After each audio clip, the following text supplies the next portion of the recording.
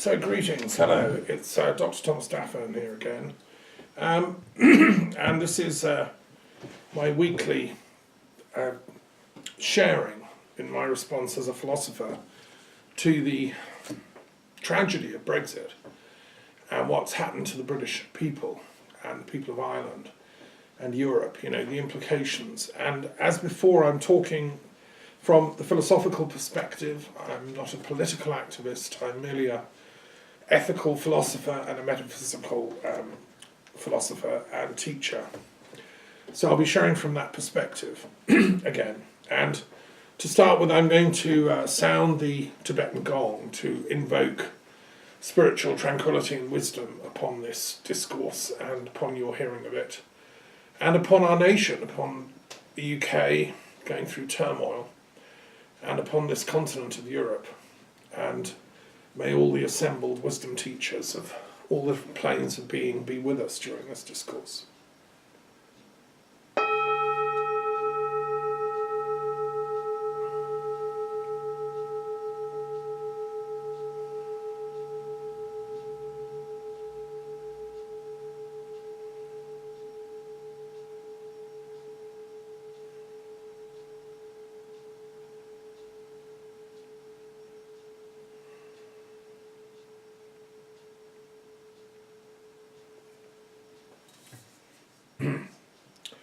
So, shalom. Right, well, today is actually the 17th of March, and this is a very critical week for the whole Brexit saga. And we have a probable vote again, the third time in Parliament this week coming, I think it's Wednesday, that Theresa May's so-called deal will be put before the House of Commons, and I hope sincerely it will be voted down. It's a ridiculous deal which doesn't give anyone anything that is of any use, really. It's become like a sort of ego obsession with this Prime Minister that she has to get her way. If it was up to her, she'd bring it back 1,000 times before it passes. What she seems to be doing each time is using pressure and bribery, and I'm sorry to have to say that, but it seems to be true, of either Labour MPs or Democratic Unionist MPs in Ireland, Northern Ireland, anyone that she thinks can be bought to persuade them to back her deal. That is actually contrary to the Parliamentary Code of Conduct, which the Speaker kindly emailed to me, his secretary did. I've been in correspondence with the Speaker of Parliament, John Bercow, who throughout this whole sorry saga is behaving with, I think, impeccable and scrupulous decorum and fairness.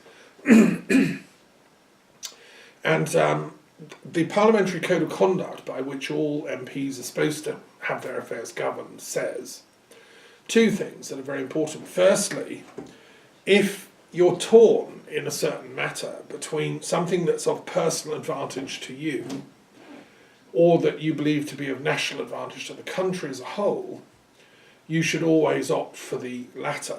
You should take the course of action that is for the benefit of the country as a whole. That's laid down in the Parliamentary Code of Conduct, and it says you should rapidly decide in favour of that latter.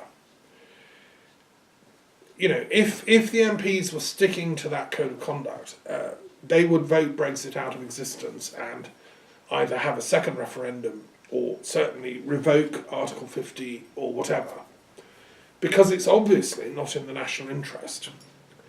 Some people say, but we promised in 2016, we would uphold this advisory referendum. So actually they're contravening law because they're interpreting an advisory referendum as if it was statutory. That is a false logic, and it's flawed in court. If that came to court, it would be thrown out. I'm surprised nobody has actually taken the government to court over that exact and specific point. And although there was a hearing in court recently when some people took the government to court,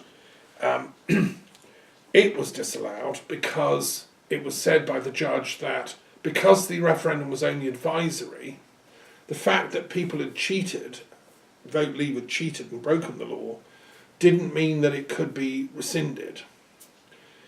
Well, I find that legal ruling fallacious, actually, but it opens the way to a second legal action, which is, okay, so, that's how the legal system defends the government indirectly. So what you have to do then is say, but what was wrong in law was the government interpreting that referendum result as if it was statutory. That's the point that is illegal, in my opinion, malpractice. And you see, to go on willfully doing that, even in face of all the evidence that this is disastrous for the people of Britain, disastrous for the overall economy, disastrous for Britain's manufacturing industry, disastrous for the banking sector, which is pulling out of London, disastrous for the automobile sector, which is closing factories right, left and centre, disastrous for the people of Ireland, who are going to be thrown into turmoil and possible resumption of fighting on the streets of Belfast, and probably an eventual Good Friday Agreement referendum leading to, eventually, after much turmoil, possibly, a second referendum for them, leading to the reunification of Ireland. But of course the Ulster Protestants will fight, there'll be mayhem on the streets and bombs going off everywhere again. And I'm speaking, as I've said, as Truth and Reconciliation Commission for Ireland and Britain chairman. And so that's another field of disaster. And then disaster for Scotland, in that it will be seeking to leave the European Union. There will be huge legal struggles as the government in Westminster tries to block that. There'll be lawyers and court rulings on all sides of the border of Hadrian's Wall, and eventually probably the Scots will just do a UDI, Unilateral Declaration of Independence, because I'm sure the Westminster government of its little rump state, once it's left the European Union, won't let them leave. They'll do a Catalonia. And it'll be a nightmare. And I actually wrote to Theresa May right at the beginning when she was first elected Prime Minister, and I warned her, I said, look, don't pursue this Brexit path. I was living in Scotland at the time, and even though I'd voted Remain, for Scotland to remain in the UK, I said, if you pursue Brexit, it's going to lead to the situation where England will only be able to hold Scotland with troops. And I stand by those words. It's the only way the English government from Westminster, which is in effect what it is, will be able to contain Scotland. And that I don't think, that might lead to fighting, literally, in a few years' time, because the Scots are so incensed at this mistreatment over Brexit. You just have to watch them in Parliament to understand they have righteousness on their side. I actually don't think that the UK government would be able to stop a second independence referendum and the departure of Scotland, but they might try. So we're looking at total chaos and meltdown of the UK, right? Now, go back to the Parliamentary Code of Conduct. It says, hang on, if you got... Now, why are the Tories doing this? Why is Theresa May doing it? Because it's in her personal interest and her interpretation of her party's interest. It's not in the long-term interest of the Conservative Party. I think they will never, ever be re-elected as a government if they pursue this Brexit course. That party will be finished, as far as I can see. And it's not in the interest of the Conservative Party. It's not in... But even that is ruled out of order by the Parliamentary Code of Conduct. You're supposed to act what is in the national interest.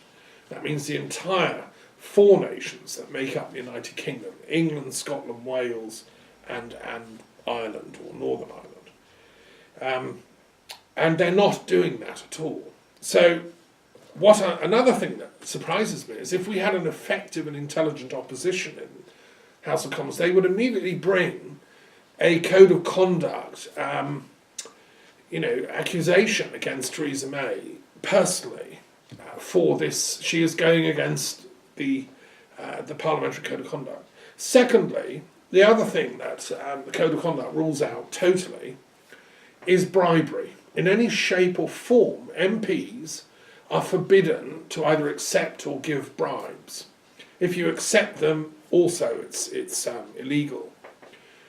And yet that is exactly what she's doing, trying to buy these votes.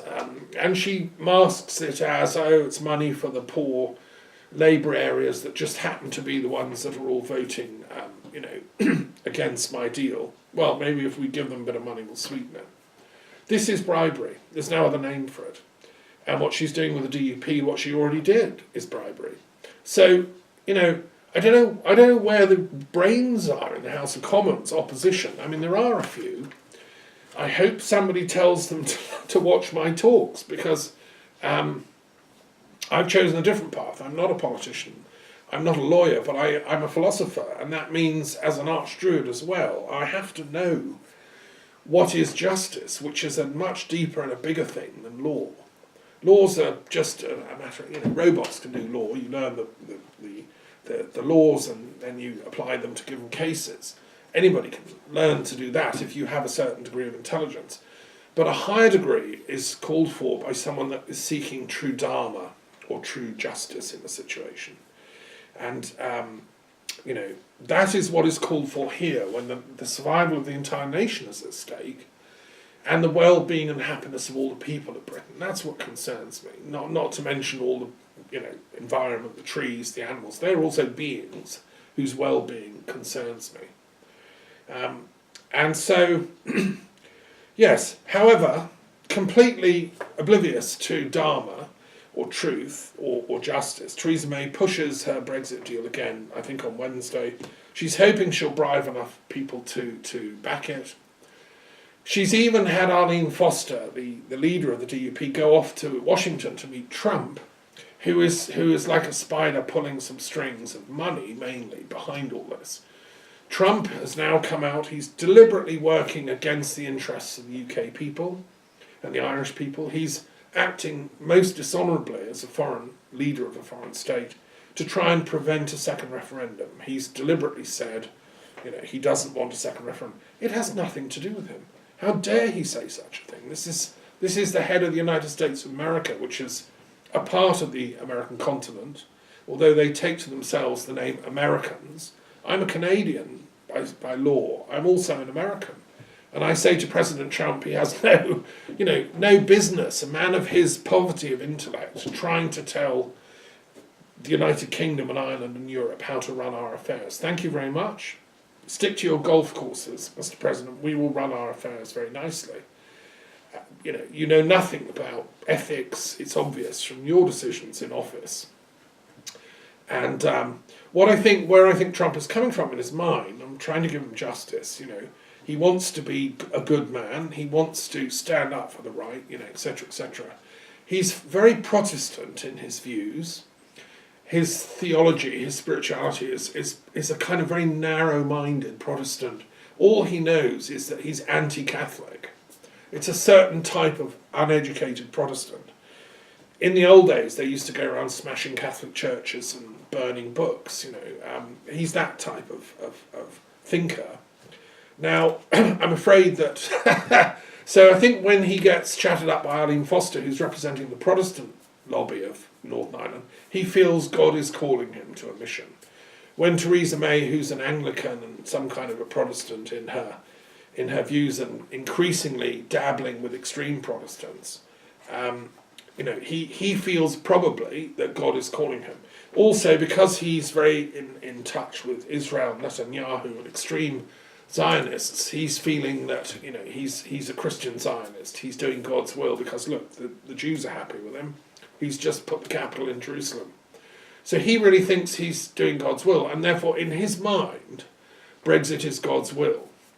And in Theresa May's mind, and in Arlene Foster's possibly, discuss. Well, I've got news for them all. I mean, as a theologian and a philosopher who's studied the matter for 30, 40 years in enormous detail, I have to say it's not God's will. That is a false reading. It's a misreading of what God's will is. It's a misreading of God.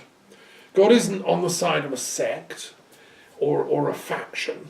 God isn't a protest movement. God is the Catholicity of the totality of all being. God is the wholeness of all being, which includes within it every single possible self-consciousness of the God nature by all the religions and all the prophetic teachers and all the wisdom teachers of all the ages. And Christ, as one of those amazing, downloaders of ultimate reality, is one of the most important, but not the only one. each sage and saint in incarnation at any one time, be it Buddha or Muhammad or Ali or Merlin or Mahavira or Guru Nanak, or the whole list that I've enumerated in my Dictionary of Saints and Sages. There's 11 every day, all 365 days of the year. And we have today one of them, St. Patrick. I'll be coming back to him shortly. From each different perspective, there's an attempt to glimpse the totality of all possible knowledge. Okay, so Hegel calls this absolute knowledge, absolute consciousness. And the job of the philosopher and the intellectual historian is to discern the movement of that absolute consciousness, manifesting through all of humanity, all 6 billion of us, of many, many religions, colours, creeds, races, in the onward movement of historical karmic cycles of development, evolution, if you want. So I call myself a Catholic Protestant. I'm both simultaneously, because I work, as I've said before, on the logic of Nagarjuna, the and logic, from the perspective of enlightenment. That's the goal, right? Drop the labels, let's go for enlightenment, and let's ask, as politicians and philosophers and thinkers, what course of action is going to bring the maximal happiness to the planet, to my country, to myself, family, yeah, fine, but ultimately to the country. And the more responsibility you have, the more seriously you should take that. Now, I don't know if in America there's anything like the Parliamentary Code of Conduct. Apparently not. There ought to be, and I've campaigned and I'll continue to campaign for at least a parliamentary oath of veracity as a duty. And in fact, it does say that in the Parliamentary Code of Conduct. You are supposed to act with honesty and integrity. It doesn't specifically say that lying is ruled out. I think that's a change that's needed. The problem is that, anyway, back to this week, it's a critical week. And then on Saturday we have a huge march on the 23rd of March against, the follies of Brexit and calling for a second referendum. And I hope millions and millions of ordinary people from Britain and neighbouring countries will go. And I mean, last time there was somewhere between 1 and 2 million that marched. If we got 5 million or 20 million people marching, I think the parliamentarians would finally have to say, okay, we give them a second referendum. Everybody who listens to this, everybody who has friends in Britain or in London or anywhere in the UK should get on a bus Saturday morning and get to London and do that march. I live 700 miles south of London in France at the moment. I'm seriously thinking of coming, so I might well see you there on this march. We have a moral duty to turn up and show our false ruler leader types, these parliamentarians who have a complete lack of wisdom and integrity, it seems to me. I mean, some of them do, and I deeply respect and admire those who've come out unequivocally against Brexit. But those that are pushing for it, I'm disgusted and appalled by their lack of intelligence. I'll come back to that a bit later, but what I would say is, having listened to the debates last week, where we had 3 amazing days of debating and discussion, I noticed a theme coming up in the Let's Go for Brexit camp, the Tory camp, was we have to win this, and it was a very military kind of thinking, and several of the speakers got up, Tory MPs, saying, I used to work, I was in the army, I've been a soldier, I've been in the the voluntary, the volunteers and so on. And this is like a military campaign. We just have to push for it, not listen to a single argument, not be, seduced by intellectuals. They're dreadful intellectuals. They're the worst. And several of them have spoken out against intellectuals. I find that shocking. Someone, okay, I'm an intellectual, but why should I be ashamed to be? It's my duty to be an intellectual. Just like it is for a soldier to wield a sword and chop heads off. I'm an intellectual. I wield ideas and I think through really complex issues and I try and find the truth. But to be abused and called an intellectual, I found the man who particularly interrupted Sarah Wollaston, who was the very sweet MP for Totnes, which is a town I know and love well. I was there recently giving a talk in January. And the man that interrupted her, this kind of Tory military type, was personally abusive to her. He was attacking her for her, she's obviously a middle-class woman, and he was disdainful and rude to her in the extreme, and I found that shocking. And he justified it all because he's a military guy on campaign. They're going to push Brexit through like a military thing. I've been thinking about this a lot, and I'm someone that, went to a grammar school in Brighton and was a conscientious objector. I've been anti-militarism in the UK since I could walk. I used to go on CND marches at the age of 6, 7, 8, when I was a kid in the 60s. My parents were anti-nuclear campaigners, so I'm coming, obviously, from an entirely different perspective to the military guy. I'm a peace activist, a peace thinker, and I'm chair of Philosophers of Peace in Britain and vice president of Philosophers of Peace internationally. So, but I do think, and I would say with all due respect to that particular gentleman and all the other Tory Brexiteers that are all military types, is that that path of militarism really has had its sell-by date.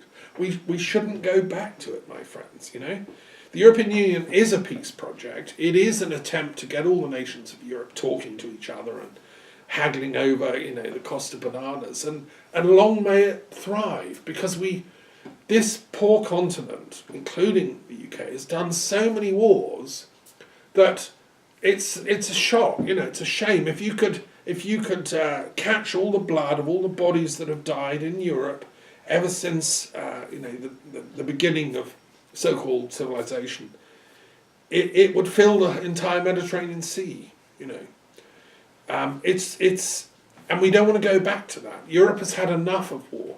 Look at Scandinavia. Vikings used to go out and ravage and rape and pillage and burn cities and all that. They've stopped doing it for the last, ever since the last few hundred years. And now in the European Union, it's unthinkable that Denmark, Sweden, Norway are going to start pillaging and raping and so on, because it's not allowed.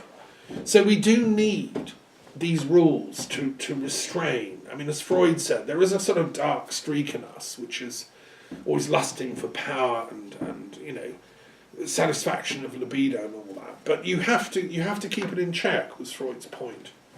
And he was someone, poor man, that had to flee from the Nazis because he knew what happens when the mob are given the keys to the citadel.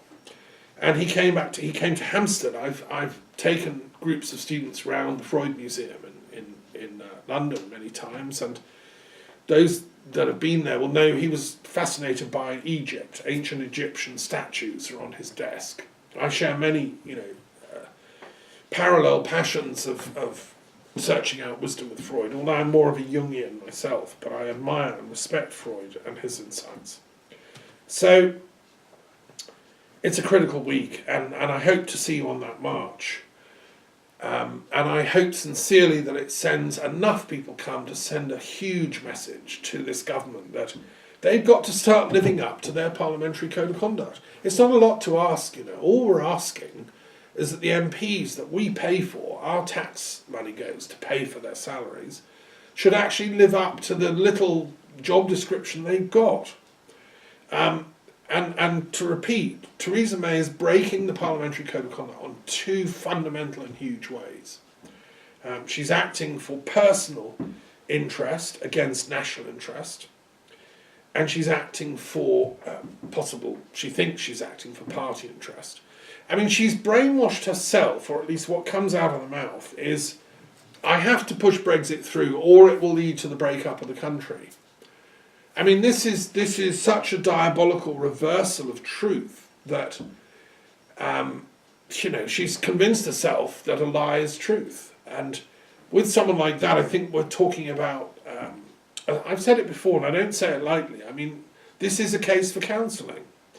And I also wonder if in the parliamentary procedures there is any, case for someone that has so far deviated from the parliamentary code of conduct. At what point do you call in the counsellors or the psychiatrists? Because at the moment she's getting away with it, and she's terrorising tons of Tory MPs.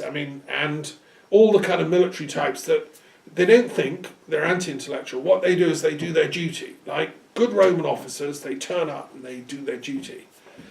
The duty of a true British patriot at the time that I'm speaking now is to stand up to this woman, Theresa May, to educate her, to make her listen to my talks, to get down on your knees and plead with her conscience or whatever, to get her husband investigated for what seems to be illegal dealings that have been going on behind her back. There's so many things that this couple have done to destroy this beautiful nation of the United Kingdom of Great Britain and Northern Ireland that I actually think both of them should be in court. Anyway, I hope that happens. It is needed. And it happened to Nixon, it happened, it's just because somebody's powerful doesn't mean they're above the law. On the contrary, the more power somebody has, the more scrupulous they have to be in how they exercise it. And so I'm going to leave that point there and move on to the Irish celebration of St. Patrick's Day. I'm a quarter Irish myself. I've studied and taught in Ireland. I have many dear friends who are Irish. I love Ireland, probably had past lives there. I'm friends with many of the Irish Druids. I've travelled the length and breadth of it, and I'm chair of the Truth and Reconciliation Commission for Ireland and Britain. I apologise. I'm not worthy of that huge task, and I'm very happy to share that role. Any dear friends that want to contact me and volunteer to get involved, please do so. All we are trying to do is to let truth come out and reconciliation therefore happen. There's so many lies gone down in Ireland over the centuries. And all that the Druids stand for, and why I love the Irish Druids, is all we stand for is truth. The word Druid is a Dharma holder, a Dharma seer. The Druids were from a time before books, before writing, before sophisticated things like the internet and all that, and electricity and all that. But what they had was developed hearts. They had psychic abilities. And if you read the old Irish texts, they were capable of what we would call paranormal feats and so on. But in the common interest, you didn't act for the good of just your family or something. That was you wouldn't last 2 seconds if you were a so-called Druid doing that kind of nonsense. No, you had to give just judgments, which is why they were the judges of Ireland. And they even appointed the kings, who were taken from the warrior class, who had to be brave and trained to be good warriors. But they always listened to the Druids, And when a Druid walked, there was somebody that walked ahead of them, 50 yards ahead with a branch from which hung a silver bell announcing an archdruid or a druid is coming. That's kind of why I do my Tibetan bowl at the beginning of my talks. It's the same concept. That listen, there's a druid coming. Listen, O king, and the warriors should listen. Now I love that. And when I was studying philosophy at Bristol as a young man of 19 and walked to Stonehenge, I fell in love with that tradition. I said, where is it? Where are our Druids today? Eventually I met them.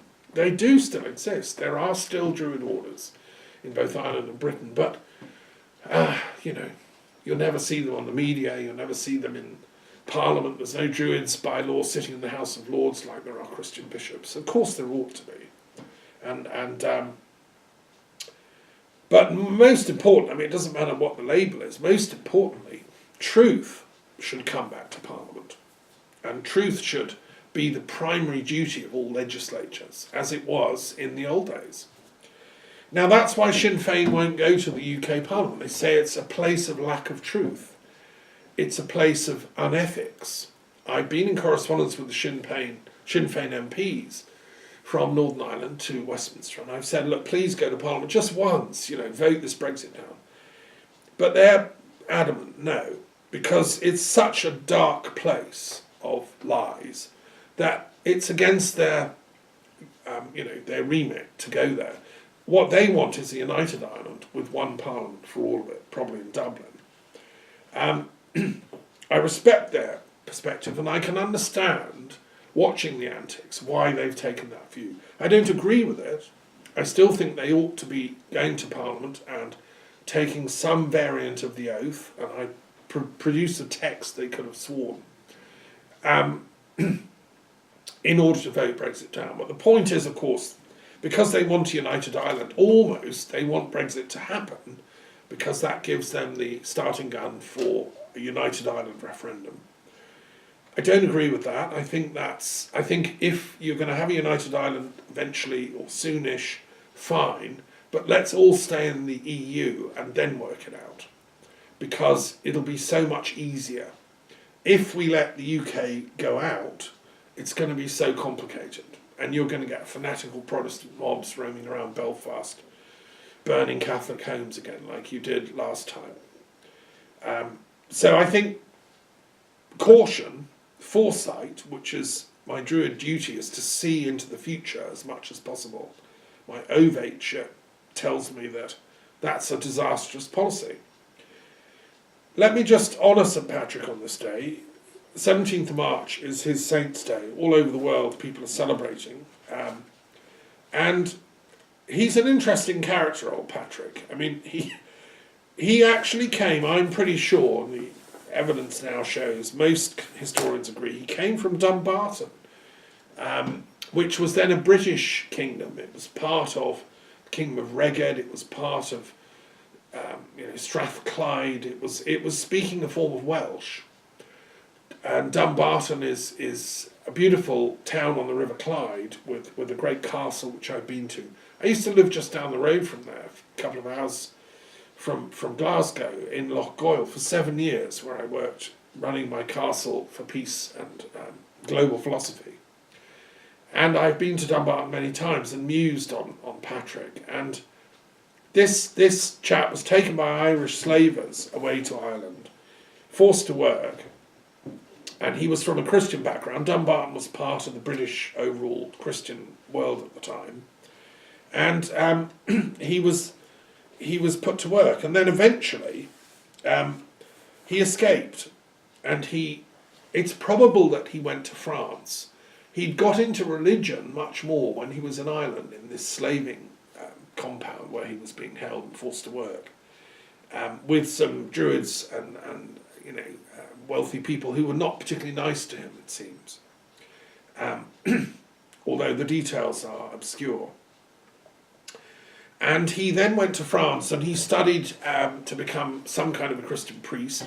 He may have gone to Lerins, a great monastery on the south coast of France, on the Côte d'Azur. And he may also have gone to Auxerre, which is not far from here, a great centre for Christian scholarship and learning, where, interestingly enough, Thomas of Becket also studied for a time. It has the most magnificent cathedral, which you can see photographs of on my Flickr website, when I visited there on pilgrimage. So Patrick came back and was appointed to be the Apostle of Ireland.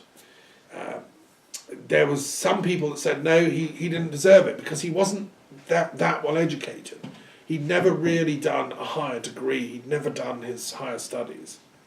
And he was aware of this. But nevertheless, he was humble, and he was a worker, he was a passionate man. And I think he must have loved the Irish, notwithstanding they'd kind of captured him. And he wanted to take these teachings of Christ and Christianity to them in good faith. And he did it without any military force behind